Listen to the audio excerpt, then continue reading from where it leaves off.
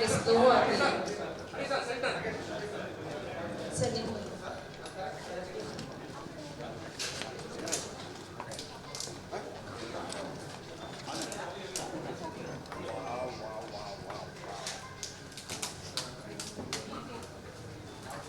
ಇನ್ನೂ ಮಿಡ್ಲಬೇಕಣ್ಣ.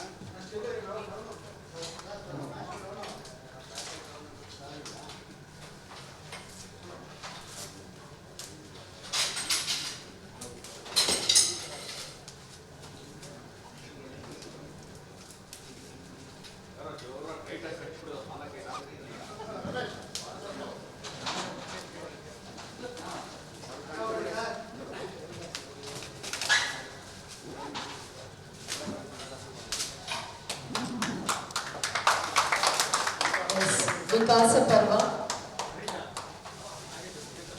ಕನ್ನಡ ಫಿಲ್ಮ್ ಇಂಡಸ್ಟ್ರಿಯಲ್ಲಿ ಒಂದು ಹೊಸದಾದ ಕಂಟೆಂಟ್ ಬೇಸ್ಡ್ ಮೂವಿ ಅಂತ ಹೇಳಿದ ಕೂಡಲೇ ನಮಗೆ ಜನರಿಗೆ ಅದೆಷ್ಟು ಹತ್ರ ಆಗುತ್ತೋ ಇಲ್ವೋ ಅನ್ನೋಂಥ ಡೌಟ್ ಫಸ್ಟ್ ಬಂದ್ಬಿಡುತ್ತೆ.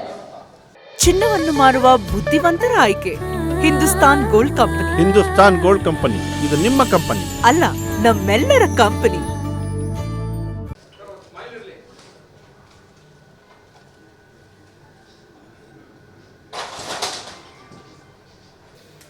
ನನಗೆ ಇದೆಲ್ಲ ತುಂಬ ಹಳೆ ಪರಿಚಯ ಇದೆ.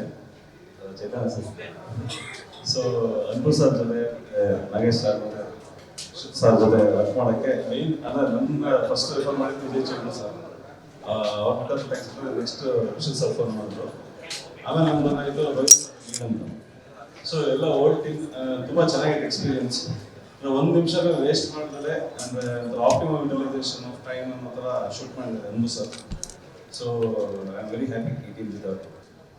ಇವತ್ತಿನ ಶೀರ್ಷಿಕೆ ಬಿಡುಗಡೆ ವಿಕಾಸ ಪರ್ವ ಅನ್ನುವಂಥ ಚಲನಚಿತ್ರದ ಶೀರ್ಷಿಕೆ ಬಿಡುಗಡೆಗೆ ಬಂದಿರುವಂಥ ಪತ್ರಿಕಾ ಮಾಧ್ಯಮ, ನಮ್ಮ ಅತಿಥಿಗಳು ಮತ್ತು ಕಲಾವಿದರು, ತಂತ್ರಜ್ಞರು, ಸ್ನೇಹಿತರು ಎಲ್ರಿಗೂ ಧನ್ಯವಾದಗಳು.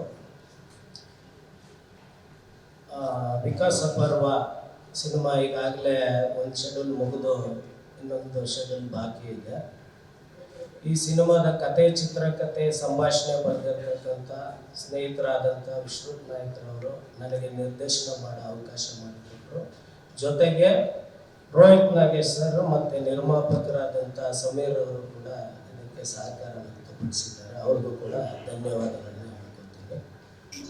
Cinema after the long time Naveen Suvarna ಅವ್ರ ಜೊತೆ ಕೆಲಸ ಮಾಡಿದ್ದು ತುಂಬ ಇಷ್ಟ ಆಯಿತು. ನನ್ನ ಅಸಿಸ್ಟೆಂಟ್ ಡೈರೆಕ್ಟರ್ಸ್ ಆದಂಥ ಹರೀಶ್, ಫಾಲ್ಸ್ನಾಗ ಸಕಿಲ್ ಇವರೆಲ್ಲ ತುಂಬ ಸಪೋರ್ಟ್ ಮಾಡಿದ್ದಾರೆ. ಅವ್ರಿಗೂ ನಾನು ಥ್ಯಾಂಕ್ಸ್ ಹೇಳ್ಕೊಳ್ತೀನಿ. ಮತ್ತು ಎಲ್ಲ ಕಲಾವಿದರು ತುಂಬ ಸಪೋರ್ಟಿವ್ ಆಗಿ ವರ್ಕ್ ಮಾಡಿದ್ರು.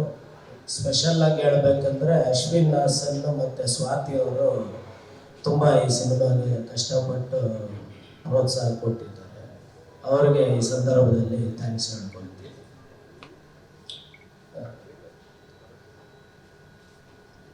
ಉಳಿದಂತೆ ಸರ್ ಅದೇ ಒಂದು ಕತೆ, ಚಿತ್ರಕಥೆ ಎಲ್ಲ ನಮ್ಮ ವಿಶ್ವನಾಥ್ ಸರ್ ಬರೆದಿರೋದ್ರಿಂದ ಅದನ್ನ ಎಕ್ಸ್ಪ್ಲೈನ್ ಮಾಡಿದ್ರೆ ಚೆನ್ನಾಗಿರುತ್ತೆ ಸರ್.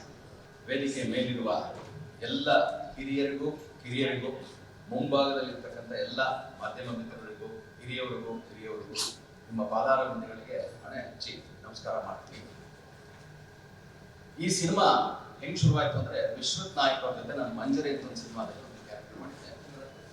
ಅವ್ರು ಏನು ಅನಿಸ್ತಾರೆ, ಕತೆ ರೆಡಿ ಮಾಡ್ಕೊಂಡು ಸರ್ ನಿಮ್ಮ ಹತ್ರ ಬರ್ತಿದೀವಿ, ಸಿಗ್ತೀವಿ, ಕತೆ ಬಗ್ಗೆ ಮಾತಾಡಬೇಕು. ಆಯ್ತು ಸರ್ ಬನ್ನಿ ಅಂತೆ.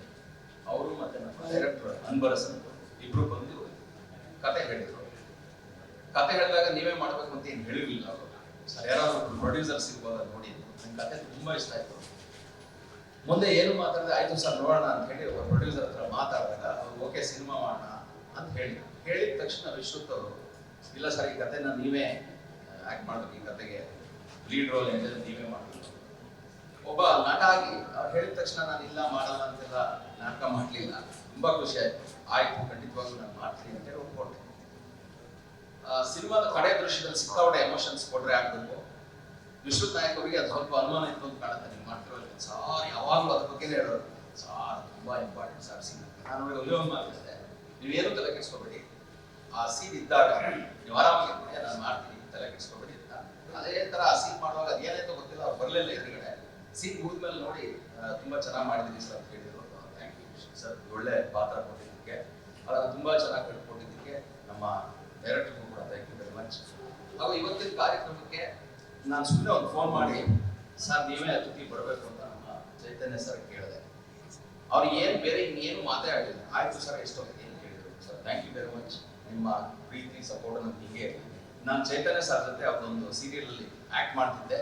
ಇನ್ಫ್ಯಾಕ್ಟ್ ಸೀರಿಯಲ್ ಸ್ವಲ್ಪ ಸಾಕು, ಮುಂದೆ ಸಿನಿಮಾ ಮಾಡ್ಬೇಕು ಅನ್ನೋ ಕಾರಣನೇ ಅವ್ರಿಗೆ ಕೊಟ್ಬಿಟ್ಟು ಆ ಸೀರಿಯಲ್ ನಡೀತಾ ಇದ್ದಾಗ, ತುಂಬಾ ಪೀಕಲ್ಲಿ ಇದ್ದಾಗ, ನನ್ನ ರೋಲ್ ಅಂತೂ ತುಂಬಾ ಚೆನ್ನಾಗಿ ಹೋಗ್ತಿದ್ದಾಗಲೇ ಅವ್ರ ಪರ್ಮಿಷನ್ ಕೇಳಿ ಆರ್ಧಕ್ಕೆ ಬಿಟ್ಟು ಬಂದೆ. ಅದು ಕ್ಷಮೆ ಇರಲಿ.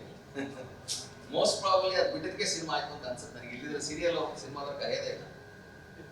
ಅದು ಒಂದು ಕಾರಣ ಇರ್ಬೋದು. So thank you very much sir. ಹಾಗೆ ಬಾಮಾ ಹರೀಶ್ ಸರ್, ವಿಶ್ವತ್ ಸರ್ ಕರೆದಾಗ ನಾನು ಫೋನಲ್ಲಿ ಸರ್ ನೀವು ಬರಲೇಬೇಕು ಅಂತ, ಅವರು ಕೂಡ ಏನು ಮಾತಾಡಲಿಲ್ಲ, ಖಂಡಿತ ಬರ್ತೀನಪ್ಪ ಅಂತ ಬಂದಿದ್ದಾರೆ. Thank you very much sir.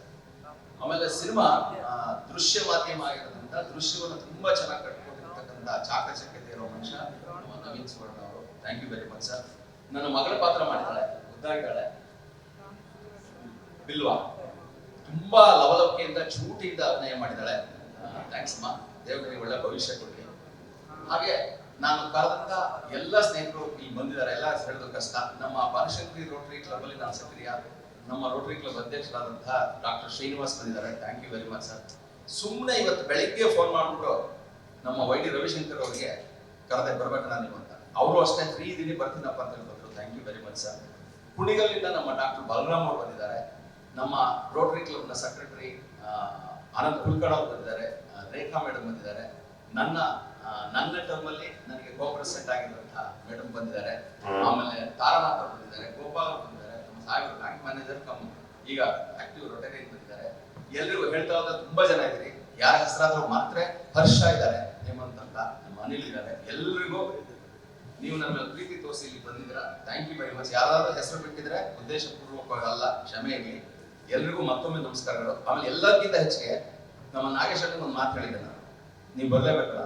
ನಾನು ಹೋಗ್ತಾ ಇಲ್ಲ ಇತ್ತೀಚೆಗೆ ಪ್ರೆಸ್ ಮೀಟ್ಗಳಿಗೆ, ಅವೆಲ್ಲ ನಂಗೆ ಗೊತ್ತಿಲ್ಲ, ನೀವು ಬರಲೇಬೇಕು. ಯಾಕೆಂದ್ರೆ ನಾನು ಇಂಡಸ್ಟ್ರಿಗೆ ಬಂದಾಗ 2003ನೇ ಇಸ್ವಿಯಲ್ಲಿ ಮೊದಲನೇ ಸಲ ನಾನು ಫೋಟೋ ತೆಗೆದಿದ್ದು ನೀವೇ. Thank you very much. ನಿಮ್ಮ ಆಶೀರ್ವಾದ, ಪ್ರೀತಿ, ವಿಶ್ವಾಸ ಹಿಂಗೆ ಇರಲಿ. ಎಲ್ಲ ಮಾಧ್ಯಮಗಳು ನಮ್ಮ ಅನುಸರಿಸಿದ್ರೆ ಎಲ್ಲರೂ ಅಷ್ಟೇ ತುಂಬಾ ಪ್ರೀತಿ ತೋರಿಸ್ತೀರಾ, ವಿಶ್ವಾಸ ತೋರಿಸ್ತೀರಾ. ನಿಮ್ಗಳ ಸಪೋರ್ಟ್ ಬೇಕು. ಇವತ್ತು ಸಿನಿಮಾ ಮಾಧ್ಯಮ ಹೆಂಗಿದೆ ಅಂದ್ರೆ, ಸಿನಿಮಾ ಮಾಡೋ ಸುಲಭ ಅನ್ಸುತ್ತೆ ನನ್ನ ಪ್ರಕಾರ, ಅದನ್ನ ಜನಗಳಿಗೆ ತಲುಪಿಸೋದು ಕಷ್ಟ. ಜನ ಸಿನಿಮಾಗೆ ಬರ್ತಾ ಇಲ್ಲ ಅಂತ ಬ್ಲೇಮ್ ಮಾಡ್ತಾರೆ. ಜನ ತಪ್ಪೇ ಅಲ್ಲ. ಯಾಕೆಂದ್ರೆ ಒಂದು ಸಿನಿಮಾ, ಒಳ್ಳೆ ಸಿನಿಮಾ ಥಿಯೇಟರ್ಗೆ ಬಂದಿದೆ ಅಂತ ಜನಕ್ಕೆ ಹೇಳೋದು ಯಾರು? ಮಾಧ್ಯಮ. ಸೊ ಆ ಜವಾಬ್ದಾರಿ ನಿಮಗಿದೆ ಅಂತ ಅನ್ಕೋತೀನಿ. ಖಂಡಿತವಾಗ್ಲೂ ಇದು ಒಂದು ಒಳ್ಳೆ ಸಿನಿಮಾ ಯಾಕೆ ಒಪ್ಕೊಂಡ್ರಿ ಅಂತ ಮೇಡಮ್ ಕೇಳಿದ್ರು. ಸಿನಿಮಾ ಅಂದ್ಮೇಲೆ ಬರೀ ಎಂಟರ್ಟೈನ್ಮೆಂಟ್ ಮಾತ್ರ ಅಲ್ಲ. ಸಿನಿಮಾ ಅಂದ್ಮೇಲೆ ನನ್ನ ಪ್ರಕಾರ ಮನೆಗೆ ತಗೊಂಡು ಹೋಗೋದಕ್ಕೆ ಅಂತ ಒಂದು ಯಾವ್ದಾದ್ರು ಸಣ್ಣ ಮೆಸೇಜ್ ಅಂದ್ರೆ ತಪ್ಪಾಗುತ್ತೆ, ಸಾಮಾಜಿಕ ಕಳಕಳಿ ತಪ್ಪಾಗುತ್ತೆ, ಒಂದು ಸಾಮಾಜಿಕ ಜವಾಬ್ದಾರಿ ಅದು ನಮ್ಮ ಸಿನಿಮಾದಲ್ಲಿದೆ.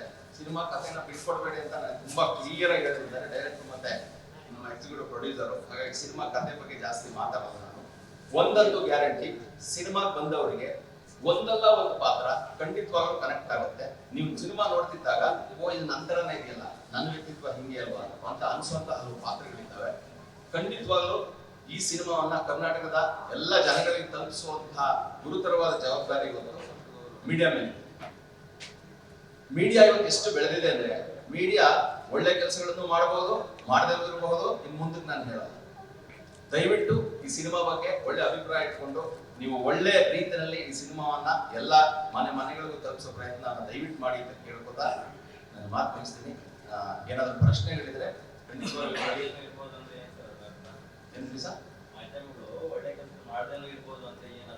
ಅಂದ್ರೆ ವಿಸ್ತೃತವಾಗಿ ಇಷ್ಟ ಸರ್. ಒಂದು ಒಳ್ಳೆ ವಿಷಯವನ್ನ ಒಂದು ವಿಷಯವನ್ನ ಜನಗಳಿಗೆ ತಲುಪಿಸೋ ಪ್ರಯತ್ನನೂ ಮಾಡ್ಬೋದು, ಮಾಡದೇ ಇರ್ಬೋದು ಅಂದ್ರೆ ಯಾವ್ದೋ ಫಾರ್ ಎಕ್ಸಾಂಪಲ್ ಸಿಂಪಲ್ ಸರ್, ದೊಡ್ಡ ಸಿನಿಮಾ ಸಣ್ಣ ಸಿನಿಮಾ, ಒಂದು ಸಣ್ಣ ಸಿನಿಮಾ ಅಂತ ನೆಗ್ಲೆಕ್ಟ್ ಮಾಡಬಹುದು. ಬೇರೆ ಯಾವ ಮಾಡ್ತಾರೆ, ತುಂಬಾ ಸರಳವಾದ ಅದು ಎಲ್ಲ ಮಾಡ್ತಾರೆ ಅಂತ ಹೇಳ್ತಿಲ್ಲ. ಒಳ್ಳೆ ಕೆಲಸ ಕೆಟ್ಟ ಕೆಲಸ ಅಂತ ನೀವೇ ಡಿಸೈಡ್ ಮಾಡ್ತೀರಾ? ಅಲ್ಲ, ಕೆಟ್ಟ ಕೆಲಸ ಪ್ರಶ್ನೆ ಬರ್ತಾರೆ. Commercial media. ಹೌದು ಹೌದು. ಅಮೌಂಟ್ ಕೊಟ್ರೆ ಪ್ರಮೋಟ್ ಮಾಡ್ತಾರೆ, ಇಲ್ಲ ಅಂದ್ರೆ ಇಲ್ಲ. ಒಳ್ಳೆ ಕೆಲಸ ಕೆಟ್ಟ ಕೆಲಸ ಅಂತ ನೀವೇ ಡಿಸೈಡ್ ಮಾಡ್ತೀರಾ? ಕೆಟ್ಟ ಕೆಲಸ ಅಂತ ಹೇಳಿಲ್ಲ, ಕೆಟ್ಟ ಕೆಲಸನ ಪದ ನಾನು ಮಾಡಿದ್ದೆ. ಮಾಡದೇ ಇರ್ಬೋದು. ಒಳ್ಳೆ ಕೆಲಸ ಕೆಲಸಕ್ಕೆ ಸಪೋರ್ಟ್ ಮಾಡ್ಲೂಬಹುದು ಮಾಡದಲ್ಲೂ ಇರ್ಬೋದು ಅಂತ. ಅಲ್ಲಿ ಕೆಟ್ಟ ಕೆಲಸನ ಪದ ಬಂದಿಲ್ಲ, ದಯವಿಟ್ಟು ತಪ್ಪಾಗಿ ಅರ್ಥ ಮಾಡ್ಕೊಬೇಡಿ. ಗೊತ್ತಾಯ್ತು ಸರ್, ಬಟ್ ನೀವು ಹೇಳ್ತಾ ಇರೋದ್ರ ಅರ್ಥ ಅದೇ ಬರುತ್ತೆ. ಇಲ್ಲ ಇಲ್ಲ, ಅಂದ್ರೆ ಮಾಡದೇ ಇರ್ಬೋದು. ಈಗ ಒಂದು ಒಳ್ಳೆ ಕೆಲಸ ಮಾಡಿದಾಗ ಬೆನ್ ತಟ್ಬೋದು, ಬೆನ್ ತಟ್ಟದೇ ಇರ್ಬೋದು. ಬೆನ್ ತಟ್ಟದವ್ರು ತಟ್ಟದೇ ಇರೋರು ಕೆಟ್ಟವನು ಕೆಟ್ಟಿಲ್ಲ. ಇಂಡೈರೆಕ್ಟ್ ಆಗಿ ಹಂಗೆ ಅಲ್ಲ ಅಲ್ಲ, ನೀವು ತಗೋತಾ ಇದ್ದಾರೆ ಖಂಡಿತವಾಗ್ಲೂ ಇಂಡೈರೆಕ್ಟ್ ಆಗಿ ಮಾತಾಡೋಂಥ ವಿಷಯ ಇಲ್ಲ. ದಯವಿಟ್ಟು ತಪ್ಪಾಗಿ ಅರ್ಥ ಮಾಡ್ಕೊಬೇಡಿ, ವಾಪಸ್ ನೋಡಿ ಸರ್. ಸಪೋರ್ಟ್ ಮಾಡಿ ದಯವಿಟ್ಟು. ನಾನು ಇಲ್ಲಿ ಕೆಟ್ಟದಾಗ ಏನೂ ಹೇಳಿಲ್ಲ, ಕೆಟ್ಟದ್ದು ಅನ್ನೋ ಪದ ನನ್ನ ಬಾಯಿಂದ ಬಂದೇ ಇಲ್ಲ. ದಯವಿಟ್ಟು ಒಂದ್ಸಲ ಯೋಚನೆ ಮಾಡ್ಬೋದು, ಅದ್ರ ಅರ್ಥ ಅದೇ ಬರುತ್ತೆ. ಹಂಗ ಅರ್ಥ ಮಾಡ್ಕೊಳ್ಳಿ. Not you sir. ಸ್ಟ್ರೈಟ್ ಆಗಿ ಹೇಳ್ಬೇಕು, ನಂಗೆ ಅರ್ಥ ಮಾಡ್ಕೊಂಡು ಸಪೋರ್ಟ್ ಮಾಡಿ ಪ್ಲೀಸ್. ಆಗ್ಬೋದಾ? Thank you. ನೆಕ್ಸ್ಟ್ ನಾನು ಹೇಳ್ತಾ ಇದ್ನಲ್ಲ. ಅಲ್ಲ, ಪ್ರಶ್ನೆಗಳು ನೀವು ತಗೋತಾರೆ, ಆಮೇಲೆ ನನಗೆ ಏನಾದ್ರು ಪ್ರಶ್ನೆ ಕೇಳಿದ್ರೆ ಖಂಡಿತವಾಗ್ಲೂ ಉತ್ತರ ಕೊಡ್ತೀನಿ.